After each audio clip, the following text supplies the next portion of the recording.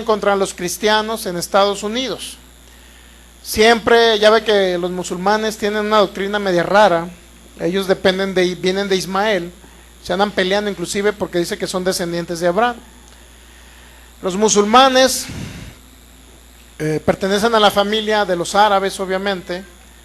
Es una religión constituida por Mahoma, el profeta Mahoma. 10 años que duró encerrado este hombre, hizo su mentada Biblia de él, no sé cómo se llama la Biblia, ¿cómo se llama la Biblia? No recuerdo, el Corán. Muy bien, entonces resulta que como había un ataque frecuente a cristianos en Estados Unidos, no sé si eran verbales, no tanto físicos, pero siempre los musulmanes han tratado de dañar, ¿verdad?, a las naciones que no creen como ellos, etcétera. Entonces este hombre dice que recibió una instrucción de Dios para matar 5 primogénitos hijos de musulmanes. Los mató, lo llevaron a la corte y creen que ustedes que se arrepintió por haberlos matado. No, porque él dice, Dios me dio la instrucción porque Dios lo hizo con los primogénitos de los egipcios. Si Dios lo hizo, yo también lo puedo hacer en este tiempo. Nunca se arrepintió. Utilizó este fragmento de la Biblia, obviamente mal interpretado, porque la palabra yo los heriré ni siquiera es una traducción correcta del hebreo al español, para que me entiendan, o del hebreo al latín, y después del latín al español, ni siquiera es una traducción correcta. De tal manera que este hombre recibió esa instrucción, aplicó Éxodo 2 y empezó a matar primogénitos, porque identificaba a los musulmanes como los egipcios de aquella época, un pueblo que está oprimiendo al pueblo de Israel, y ahora un pueblo musulmán que está oprimiendo al pueblo cristiano. ¿Aplicó correctamente la Biblia? Es una pregunta que yo les hago a ustedes. ¿La aplicaría correctamente? No. Amarás a tu prójimo como a ti mismo. Ese es un mandamiento inclusive del nuevo pacto que Jesucristo dijo. Amarás a Dios sobre todas las cosas, pero amarás a tu prójimo como a ti mismo. Entonces en este hombre no hubo amor, solamente una mala interpretación de Éxodo 12 para destruir. Entonces así, cualquier persona que me escuche por internet, si no aprende estos principios bíblicos, puede ser engañado por Satanás y al rato va a estar haciendo una barbarie. Al rato que digan allá en el centro anda un hermano que se congrega allá en el 13, anda matando gente allá con una pistola. Imagínense, yo no les enseñé eso, por Dios. Yo les enseñé que amar a su prójimo. Entonces yo no les puedo enseñar que destruyan, que maten, porque eso viene de Satanás, el diablo. ¿Estamos de acuerdo? Sin embargo, con la mentalidad tradicional de un cristiano, ¿qué cree que pensamos antes cuando creíamos que Dios castigaba y enfermaba? Me da hasta vergüenza decirlo, que yo pensaba eso. Vergüenza me da. Me avergüenzo, pero lo voy a decir. Yo pensaba que si le sucedía algo malo a mis sobrinos, era para que Dios estaba castigándolos para que ellos agarraran el rollo y se acercaran a Cristo. Me da una vergüenza decirlo, pero es la verdad. Con ese evangelio tradicional, que solamente tenía Cristo en mi corazón, pero tenía un Dios castigador, enfermador y que destruía. Y eso pensaba. Dios mío, me arrepiento hoy de haber pensado todo eso. Ojalá y se les enferme un hijo para que se acerquen, que sea Dios el que obre. Pero yo creía que Dios iba a obrar con una enfermedad a sus hijos, para que ellos se acercaran a Cristo. Óyeme, no es la manera. Y ahora me da vergüenza porque no conocía a Dios. Me arrepiento en polvo y ceniza. Traigan la ceniza y me la echo en el cuerpo. Me pongo a ayunar 40 días y un costal velludo hecho de cabras. Me quedo ayunando 7 días y me echo de una vez el silicio, que es la ceniza que venía del sacrificio de los corderos, me la echo encima. Así hacían los judíos, ¿me entienden? Los judíos así ayunaban, con silicio y ceniza. Pero ya no estamos, gracias a Dios, en la ley. Por lo tanto, no ayunamos, menos nos vamos. Porque si alguien quisiera ayunar en el nuevo pacto, por favor, vamos a matar un corderito y le vamos a poner arriba, toda la piel del corderito se la vamos a poner como un suéter. Y luego, cuando quememos los intestinos del corderito ese, y la ceniza que eso quede, se la vamos a guardar también en una bolsita para echársela encima cuando usted vaya a ayunar. Si usted quiere ayunar, porque, ¿cómo que 5 minutos? No ha avanzado nada, Dios mío. Bueno, Entonces no hemos avanzado nada, pero ¿está entendiendo que por qué debemos de conocer lo que está escrito? Para que nadie nos engañe y no malinterpretar.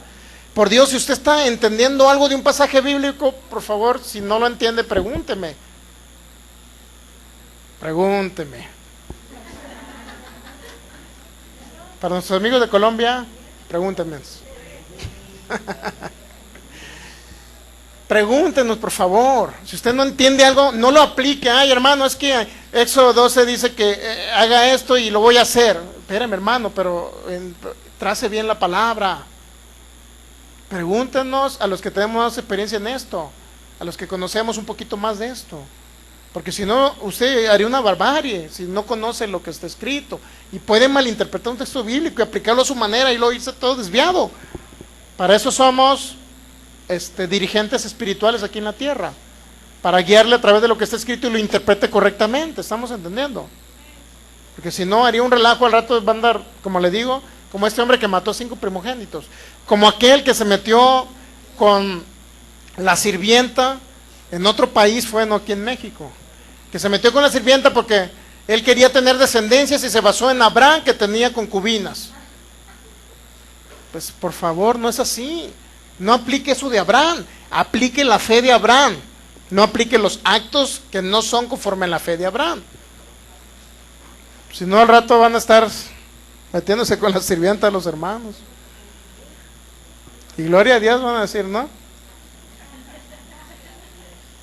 Y la esposa va a consentir, sí, como Abraham, Sara consintió que Abraham se metiera con la de como no podemos tener hijos,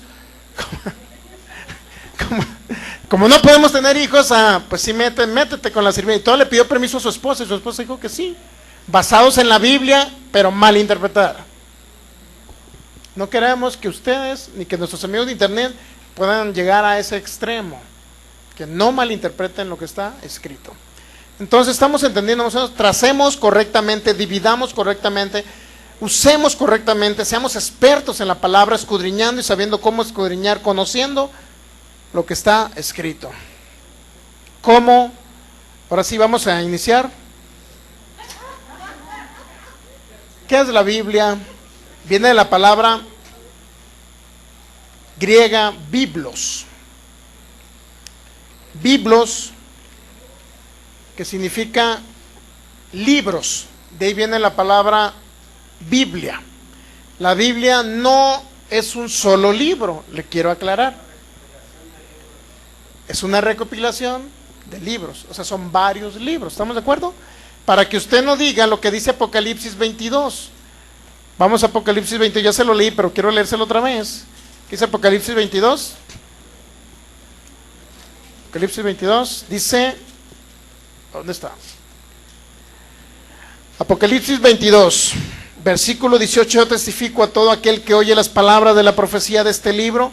Si alguno añadiera estas cosas, Dios traerá sobre él las plagas que están escritas en este libro. Y si alguno quitare de las palabras del libro de esta profecía, Dios quitará de su parte del libro de la vida y de la santa ciudad y de las cosas que están escritas en este libro. ¿De qué libro está hablando? Está hablando en singular, un solo libro, que es Apocalipsis. ¿Por qué no está hablando de toda la Biblia? Muchos dicen, no, es que está hablando de toda la Biblia porque dice que si tú le añades o le quitas a la Biblia, a mi Reina Valera 1960, si le quitas algo, significa que Dios te va a quitar del nombre del libro la vida. Y si vas a perder tu salvación, porque le quitaste o le añadiste a tu Reina Valera 1960, a tu Pechita o a tu nueva versión internacional, le añadiste o le quitaste. No se refiere a eso. Muchos que enseñan la palabra, desafortunadamente pastores, lo voy a decir, enseñan con esa falta de conocimiento. Hermano, no le puedes añadir a tu Biblia Reina Valera, no le puedes quitar a tu Biblia. Espérame, no está hablando de eso, está hablando del libro de Apocalipsis. Cuando se escribió, si así fuera, que todo lo que está escrito aquí no le añadas ni le quitas, si así fuera, que Dios te va a quitar del libro de la vida, como dice, mira, ahí dice Apocalipsis 22, dice, versículo 19: si alguno quitare de las palabras del libro de esta profecía, Dios quitará su parte del libro de la vida, es decir, perderás tu salvación. Si vas a perder tu salvación por añadirle o quitarle, entonces que sea sobre Apocalipsis y no sobre toda la Biblia. ¿Por qué razón, hermano? Para empezar, cuando se escribió Apocalipsis, todavía no se escribía la primera de Juan. ni el libro de Juan. No se escribía cuando se escribió Apocalipsis. Entonces, eso significa que no aplica toda la Biblia. ¿Me entiende? Está aplicando solamente al libro de Apocalipsis, porque no se escribía todavía la tercera, creo que era la tercera carta de San Juan. Y el libro de Juan. No se escribía todavía cuando se escribió Apocalipsis. Eso es lo que usted tiene que conocer. Y que al rato no le vaya a engañar a un líder religioso y que le diga, no hermano, no le quitas ni le añades, es que ahí le quitan ni le añaden. Aquí no estamos quitando ni le añaden. Solo estamos analizándola en el griego, en el hebreo, que es lo que quiero que usted aprenda. ¿Qué es la Biblia? Viene de la palabra biblos, que significa los libros. Es un libro único, ¿cuántos saben? Es un compendio de libros único, no es un solo libro. Sus características son únicas porque son espirituales. Fue escrito en un periodo de 1400 años, aprox. Fue escrito en un periodo de 1400 años o 1500 años. Desde 1400 antes de Cristo hasta el primer siglo, es decir, el 90 y tantos, el 100. Por eso son 1400 aproximadamente años en que se escribió la Biblia. De Adán hasta Cristo son 4000 años aproximadamente. Si se escribió 1400 años antes, ¿qué pasó con los otros 2600 años? No se escribió nada, hermanos. Si se escribió en 1400 años antes de Cristo, ¿qué pasaría con los otros 2600 años, como dice la hermana? ¿Hubo alguna escritura de lo que se plasmó en Génesis? ¿Qué pasó en esa época? Es lo que usted va a aprender en ese tiempo.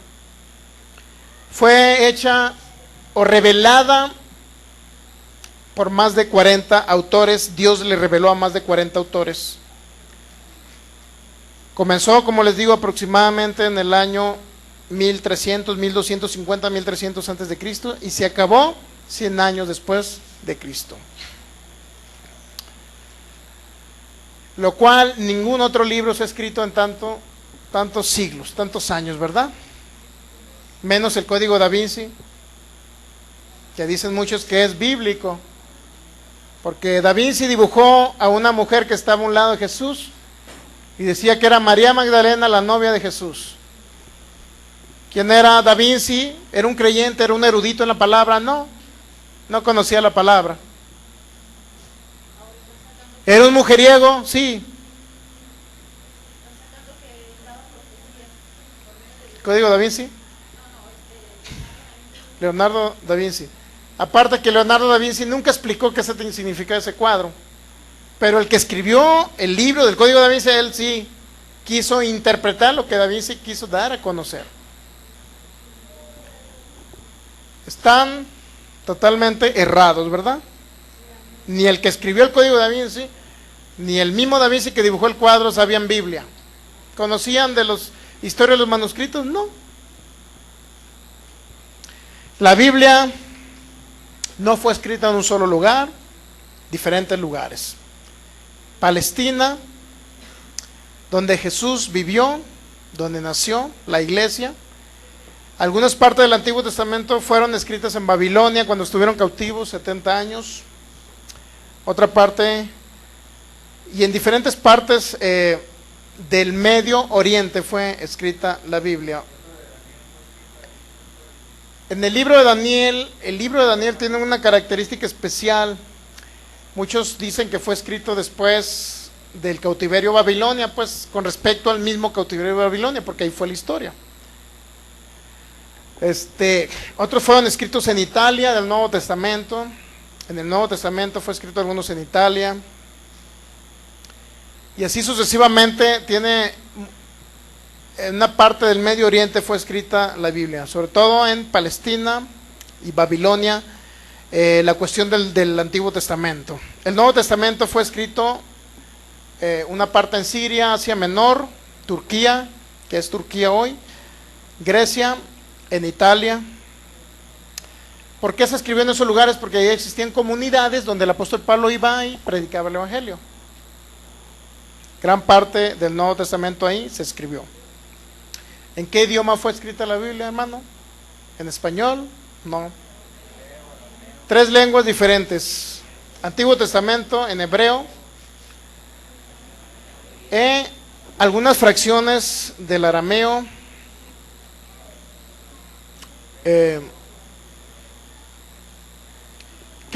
¿cómo surgió el idioma hebreo? El Nuevo Testamento, antes que nada, está en griego. Hay un evangelio del Nuevo Testamento que ahorita ya no está en arameo, pero que se escribió en arameo, que fue Mateo. Posteriormente se tradujo al griego, es el único que está en arameo. Y por ahí dice la tradición oral, es decir, por costumbre, las personas que estuvieron en esa época, por ahí se retransmitía que había algunos pequeños fragmentos en arameo. El lenguaje regularmente que habló nuestro Señor Jesucristo en su época fue el 90% arameo. El hebreo lo utilizaban solamente los doctores de la ley en la sinagoga y daban a conocer la Torah y los profetas en la sinagoga en hebreo, pero sobre todo la mayor parte del conocimiento que ellos daban del Antiguo Testamento era en arameo. Y ahorita les voy a explicar por qué todo este asunto. Son 3 lenguas diferentes. Hay una historia cuando Israel conquista la tierra de Canaán. ¿Sí recuerdan que Dios le prometió a Abraham la tierra de Canaán, verdad? Bueno, muy bien. Con Josué, en la época de Josué, hablando, aquí traigo por aquí las fechas, mire, aquí traigo las fechas. Josué, estamos hablando aproximadamente en el 1451. Después que Moisés terminó su historia, hasta en 1095. En el 1095, un poquito antes del 1095, entraron ya a la tierra de Canaán. 1095 antes de Cristo, estamos hablando, si son 4000 años de Adán a Cristo, y 1095 años antes, estamos hablando después de 3000 años, desde que se creó Génesis, desde Génesis, creó el universo y todo, y los seres humanos. 3000 años después entran a la tierra que Dios les prometió, a Canaán. Entonces mire la historia del idioma hebreo. ¿Qué idioma hablaba Abraham? ¿Hablaba hebreo, hermano? ¿Qué idioma hablaba? Hablaba fenicio, hablaba un idioma que se llama acadio, pero sobre todo fenicio hablaba Abraham. No hablaba el hebreo, porque todavía no se formaba en esa época el idioma hebreo. ¿Cuándo se comenzó a formar el hebreo? Cuando entran a la tierra de Canaán. Entran a la tierra de Canaán y cuando ellos entran a la tierra de Canaán, después de los 40 años en el desierto, después de los 400 años en Egipto, sabe que duró 400 años el pueblo de Israel en Egipto, ¿verdad? Entra Israel a través de José, su hijo entra a Egipto, y obviamente que 400 años, ¿cuántos saben que si usted durara 400 años y se fuera a otro país, cuántos saben que sus hijos iban a hablar otro idioma? Sí saben, ¿verdad? ¿Qué idioma hablaban los egipcios? El copto, es el idioma copto. Obviamente que Israel cuando sale de Egipto y se va al desierto, obviamente que hablaban no nada más el idioma que habló Jacob cuando entraron a Egipto. Es decir, regularmente hablaban una lengua, había muchas lenguas semíticas, así se le llaman lenguas semíticas. Usted va a escuchar como lenguas semíticas, obviamente el fenicio era una lengua semítica, el arameo era una lengua semítica, el acadio era una lengua semítica. Entonces ellos hablaban lenguas semíticas cuando entran a Egipto, pero también en Egipto adoptan el lenguaje copto, que era lo que hablaban los egipcios. Salen por el desierto, duran 40 años y entran en la tierra de Canaán. Cuando entran en la tierra de Canaán, adoptan el idioma cananeo. Así era el idioma que hablaban. Y eran varias tribus que había en Canaán. No recuerdo si eran los moabitas, unos de ellos que habitaban en Canaán. Sin embargo, Israel comienza y cohabita con las otras tribus que estaban ahí. y adoptan el lenguaje de los cananeos, que en un momento dado se llamó o se llama, más bien se llamó porque ya no existe ese idioma, el paleohebreo, que es el idioma cananeo. Comienzan a hablar ellos en cananeo, que sus letras básicamente, las letras en ese idioma de los cananeos eran 22 letras, no había vocales y se escribían de derecha a izquierda. No sé si he escuchado algo al respecto, pero las letras eran, en ese idioma eran a través de jeroglíficos, es decir, hay la primera letra que se llama Aleph. Esa letra Aleph estaba identificada por la cabeza de un toro. Esa era la identificación, esa era la letra, y decían, esta es nuestra letra llamada Aleph. Entonces eran jeroglíficos, eran símbolos para otra letra, no recuerdo cuál era, pero estaba identificada por un camello. Así sucesivamente adoptaron los hebreos, los israelitas más bien, es el nombre correcto, israelitas adoptaron el idioma cananeo, que también se le denominó paleohebreo. ¿Está aprendiendo algo? A lo mejor no le estoy hablando de texto bíblico, pero estoy hablando cómo se constituyó la Biblia. Entonces era el paleohebreo. Posteriormente, en Siria, un país del norte, se hablaba el idioma arameo. El arameo es una lengua semítica. Sin embargo, el arameo no fue el idioma original de los hebreos, porque ellos hablaban el cananeo o el paleohebreo.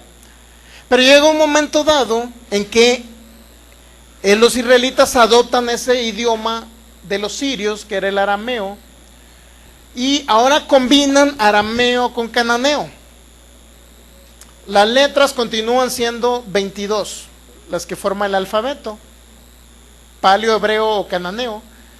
Pero ahora la diferencia era que solamente cambiaban los jeroglíficos, las letras, por ejemplo la Aleph se llama Aleph, pero cambian la figura de la letra Aleph. Y ahora es algo que se llama como hebreo arameizado. Hebreo arameizado fue el que comenzaron posteriormente a adoptar el pueblo de Israel. ¿Cuál era la finalidad, por decirlo así? Lleva todo un proceso la formación del hebreo al que llegan antes del cautiverio en Babilonia. Lleva todo un proceso. De ahí vienen ellos adoptando esas 22 consonantes de su alfabeto, con lo cual ellos identifican o hablan en su idioma. Imagínense, para traducir un texto de ese idioma que no tenía vocales, para traducirlo, ¿qué querían decir los hebreos? ¿Qué Dios les dijo? O sea, era algo complicado, no era tan sencillo. Sin embargo, ese idioma lo adoptaron cuando entraron a Canaán. Posteriormente adoptaron el idioma cananeo o hebreo arameizado, con ciertas características, con los mismos nombres de las letras que tenían en cananeo, pero con la diferencia que eran otros jeroglíficos, otras formas de las letras. De esa manera, usted va a encontrar algunos textos en la Biblia de hebreo. Usted va a encontrar unos textos en el Viejo Testamento que están en arameo. Usted va a encontrar Esdras, capítulo 4, versículo del 7 al 6. Va a encontrar Esdras, capítulo 4, versículo 18. Va a encontrar en el libro de Daniel, capítulo 2, versículo del 4 al 7 y el 28. Bueno, eso lo va a encontrar en arameo.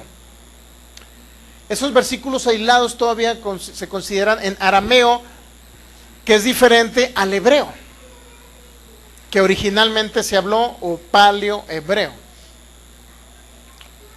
Esto estamos hablando de la época antes del cautiverio en Babilonia. Estamos de acuerdo en ese sentido, ¿verdad? Antes del cautiverio en Babilonia se hablaba el cananeo arameizado. Posteriormente, usted va a encontrar en el 900 y en el 725 por ahí, usted va a encontrar, aquí traigo la fecha, 720 y tantos, Después de la muerte de Salomón, ¿cuántos reyes tuvo Israel? ¿Cuántos reyes tuvo Israel? Saúl, David y Salomón. Los tres principales reyes de la época de oro de Israel, en los cuales conquistaron reinos. Fue una época de esplendor. Pero después de esa época decayó todo el pueblo de Israel. A través de lo que hizo Salomón comenzó a decaer. Después de la muerte de Salomón se divide Israel, los israelitas, en dos reinos. ¿Sí sabe usted? Los hijos de Salomón, Roboam y Jeroboam, se dividen el reino.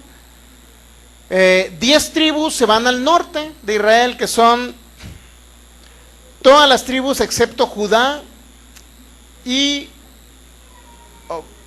no recuerdo la otra.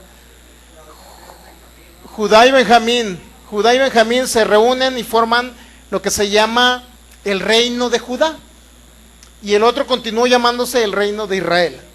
10 tribus, reino de Israel. 2 tribus, reino de Judá. Sin embargo, fíjese, por ahí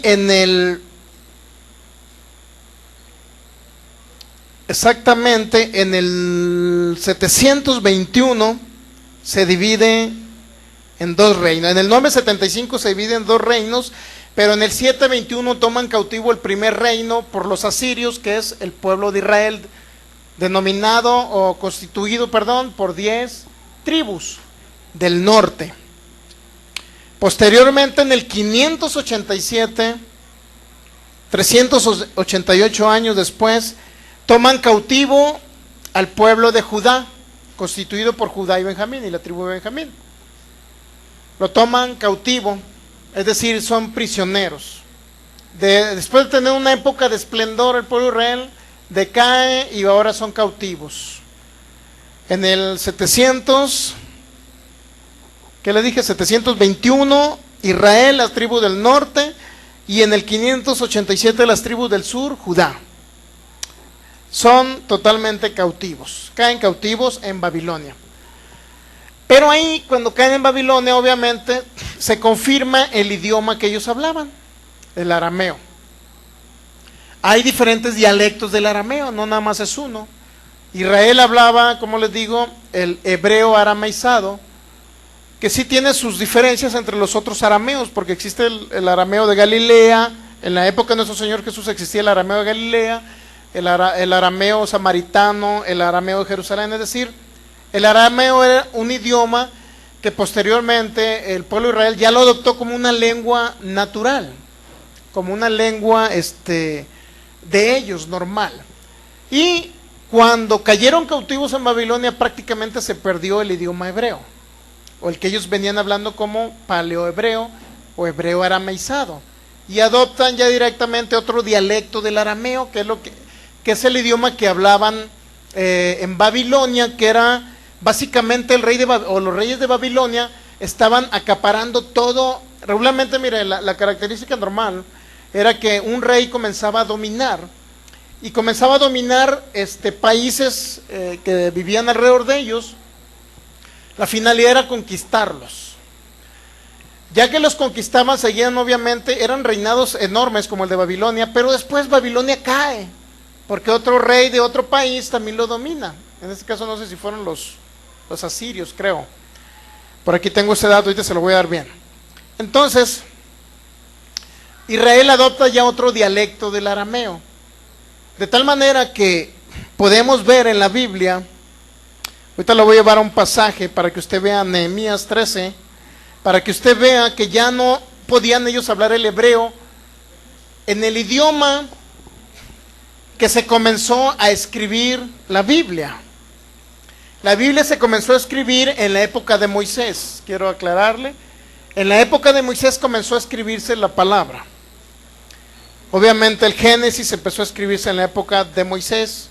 Estamos hablando aproximadamente 1500 años, 1400 antes de Cristo. Mire, Moisés, estamos hablando que Moisés en el 1451 por ahí, en esa época nació Moisés y anduvo operando en la tierra, en el 1451. Y a Moisés se le dio toda la información para que comenzara a escribir el Génesis, y todos los primeros libros se escribieron a través, o se le atribuye, la mayoría de los eruditos se lo atribuye a Moisés. En el 1451, para que lo tome en cuenta, ¿no? 1451. En el 1095 Josué pasa a la tierra prometida. Entonces, vamos a Nehemías, capítulo 13.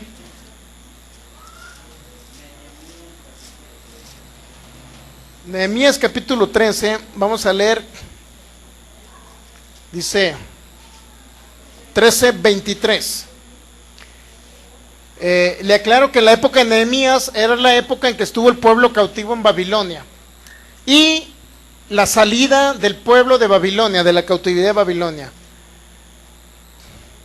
A ver, es Nehemías.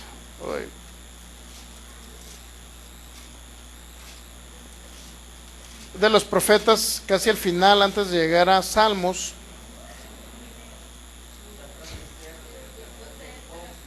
Nehemías capítulo 13, en el versículo 23, mira, léalo.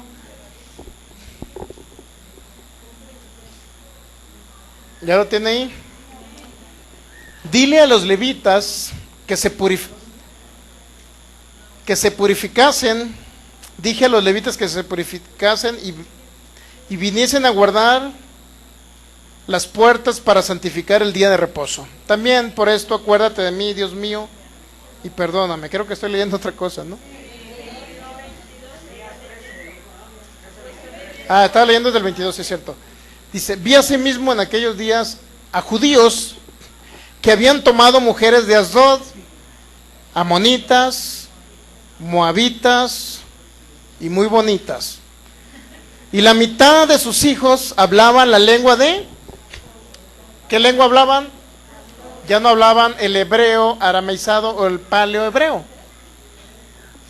ya no hablaban el cananeo, hablaban la lengua de Asdod, porque no sabían hablar ¿qué?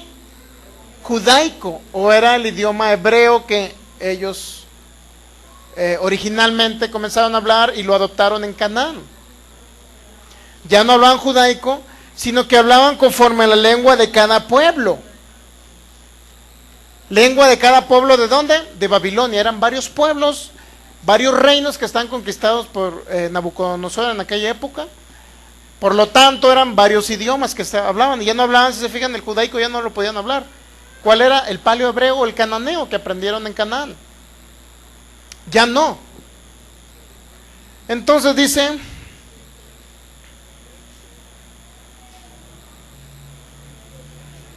el 25, reñí con ellos y los maldije, herí a algunos de ellos. Bueno, lo que yo quería darle en ese mensaje a entender primero era que ya no hablaban el lenguaje, la lengua semítica, que era el hebreo, el paleohebreo o el cananeo. Ya no lo hablaban, o el hebreo arameizado. Eran diferentes lenguas semíticas, y una de ellas es la lengua de Asdod, era arameo, porque ese era el lenguaje que hablaban en Babilonia. Incluso era el lenguaje internacional con el cual comerciaban. En la época, estamos hablando en el 587. Cayeron cautivos Judá, destruyeron los muros de Jerusalén, usted sabe esa historia, destruyeron el templo de Jerusalén en esa época. Entonces estamos hablando que ellos ya tenían otro idioma, ¿sí o no? Estamos hablando que ya tenían otro idioma. No sé, dime la hora. Hora y media. ¿Por qué llevamos hora y media? ¿En serio? Dios mío. No avanzamos. Muy bien, pues vamos a terminar ya con Segunda Reyes 18, 26. Es que como estamos hablando de historia, me dejo llevar por la historia. Ahí es una de las cosas que más me apasiona, es conocer esta historia de los manuscritos. Segunda de Reyes 18, 26. ¿Qué dice? Entonces dijo Eliakim, hijo de Hilcías, y Sebna, y Joa al Rabsacés: te rogamos que hables a tus siervos en arameo. La época esta de los reyes, fíjese bien, la historia era aquí que uno de los reyes, llamado Ezequías, estaba siendo amenazado por un enviado del rey de Asiria. ¿Cuál era la finalidad? De amedrentarlo, de asustarlo, para que se rindiera. Entonces, en esa misma historia llega ese hombre hablaba arameo, pero aquí vamos a identificar que el pueblo de Israel tenía otro idioma, no nada más era el hebreo.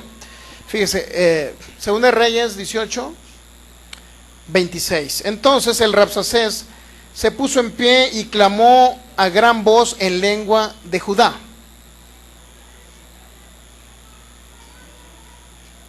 Y habló diciendo: oíd palabra del gran rey, el rey de Asiria. Pero si leemos cuál en el versículo, es el 28, ¿no? El 26 dice: entonces dijo Eliakim, hijo de Hilcías, y Sebna, y Joa al Rabsacés: te rogamos que hables a tus siervos en arameo, porque nosotros lo entendemos, y no hables con nosotros en lengua de Judá. Nuevamente, la lengua hebrea era la natural que hablaba el pueblo. Estamos hablando antes del cautiverio de Babilonia, cuando estaban los demás reyes que provinieron de Salomón, para que usted me entienda. En este caso era el rey, era Ezequías.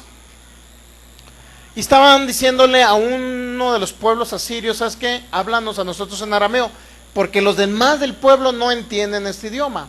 En esa época no lo entendían, pero había gente del pueblo de Israel que sí entendía, los principales, los sacerdotes, etcétera, que tenían un puesto prominente en Israel. Ellos sí entendían el lenguaje arameo.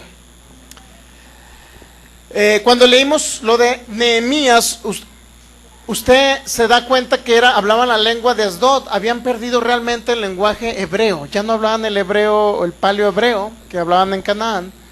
Ahora estaban hablando otro idioma. La lengua de Asdod eran lenguajes o dialectos arameos. Ya no hablaban eso. Básicamente el hebreo se perdió ahí cuando ellos entraron a la tierra de Babilonia. Cautivos, se perdió el lenguaje hebreo. Comenzaron a hablar arameo, y de ahí en adelante el pueblo comenzaba a hablar arameo. En las sinagogas regularmente se leía la Torá y los profetas en hebreo. Quisiera aterrizar esta idea porque creo que estoy presionado con el tiempo. Se leía el hebreo hasta la época de nuestro Señor Jesucristo. El idioma natural era el que hablaba nuestro Señor Jesús. El lenguaje materno, por decirlo así, era el arameo galileico o galileo. Arameo galileo era el que hablaba nuestro Señor Jesús. Pero también en la época de nuestro Señor Jesús, él conocía el hebreo también, porque estaba escrito una parte de la Torá, estaba escrito en hebreo, que fue, ¿quién lo escribió esa parte de Génesis y todo eso? Fue, los 5 libros principales se le atribuyen a Moisés. Obviamente él hablaba algo que se denominaba como idioma cananeo, pero también era un idioma anterior que pudo haber hablado el copto, o pudo haber hablado también el idioma acadio, que todos esos eran lenguas semíticas. Eso es lo que usted quiero que me entienda. Por eso, una parte de la Biblia del Viejo Testamento, hay fragmentos del idioma, usted donde va a encontrar una parte del idioma acadio también, que es formación, el hebreo de esos lenguajes. Es decir, el hebreo no es un idioma original. Muchos dicen, y judíos mesiánicos le atribuyen a que la lengua de Dios es el hebreo, y Dios habla en hebreo, y esos judíos mesiánicos son cristianos judíos, pues, para que me entienda. Usan ellos todavía el talí, usan muchas cosas y le hablan la Biblia en hebreo. Pero no podemos denominar que la Biblia está en hebreo en la actualidad, para empezar, porque ellos, en pocas palabras, odian el griego del Nuevo Testamento. Y la palabra Jesús que nosotros tenemos en nuestro español es una palabra que en el griego es Jesús y en el hebreo es Yeshua. Pero ellos mencionan Yeshua porque dicen que es el idioma que hablaban los hebreos o en la época de Jesús. Pero no, nuestro Señor Jesús hablaba el 90% arameo. El griego era el idioma internacional o comercial en la época de nuestro Señor Jesús. Y por último, el hebreo en un porcentaje mínimo hablaban en la sinagoga.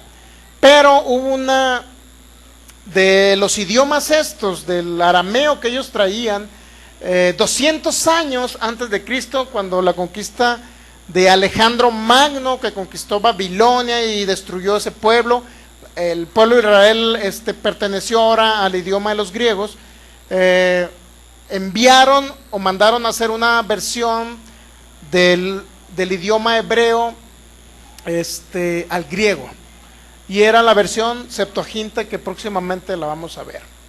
Entonces póngase de pie y démosle gracias a Dios. Es bastante largo esto, los manuscritos, y espero ir avanzando y espero le haya quedado claro. El idioma arameo era el idioma más trascendental en la época de Jesús. El 90% de sus prédicas fueron en arameo, también una parte en griego. El libro de Mateo fue escrito originalmente en arameo. El Señor Jesús hablaba arameo, hablaba hebreo, pero hablaba también griego. Era el idioma internacional en la época, era el idioma comercial. Es importante entender esto. ¿Por qué razón? Porque muchos de los que hemos sido parte del pueblo cristiano se han estado metiendo al mesianismo o judíos mesiánicos y comienzan a hablar toda la Biblia en hebreo. No ocupamos decirle a Jesús Yeshua para que Él responda. No ocupamos decir Yeshua para que obedezca una enfermedad. Podemos decirle Jesús. Ese es nuestro lenguaje castellano, ese idioma. Jesús es el nombre que es sobre todo nombre. Usted puede decir Yeshua y va a obedecer una enfermedad. Usted puede decirle Jesús o en griego Jesús. Y de todas maneras va a obedecer, porque ante el nombre de Jesús se dobla toda rodilla. Te damos gracias, Padre, en esta tarde, porque eres bueno. Gracias por tu fidelidad. Gracias, Padre, porque eres fiel a tu palabra, Señor. Gracias por mostrarnos, Señor, esa historia, Señor, cómo se constituyó tu palabra, Señor. Gracias por mostrarnos, Señor, y el conocimiento de todo lo que se ha logrado a través de este tiempo, Señor.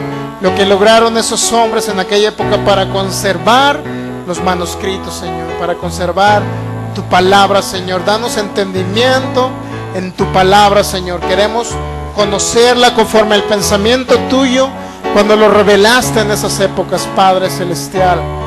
Te damos gracias porque eres fiel, Señor, y porque tu palabra permanece fiel. Danos ese entendimiento, Señor, para nosotros poder escudriñar tu palabra, porque en ella está la vida, Señor. Para nosotros entender cómo podemos, Señor, conocer tu pensamiento, tu forma, Señor, de hablar en esas épocas y traducirlo, Señor, a este tiempo, Señor, y poderlo entender conforme a la aplicación del nuevo pacto, Padre. Te damos gracias, Señor, por tu palabra. Gracias por este conocimiento que nos das, Señor. Gracias porque nos enseñas, Señor, todo lo que tú designaste y tu voluntad para en este tiempo, Señor, y para todos los tiempos. Gracias, Señor. Gracias por lo bueno que eres. Gracias, Señor, porque eres fiel a tu palabra. Gracias, Padre. Dale un fuerte aplauso a Jesús. Gracias, Jesús.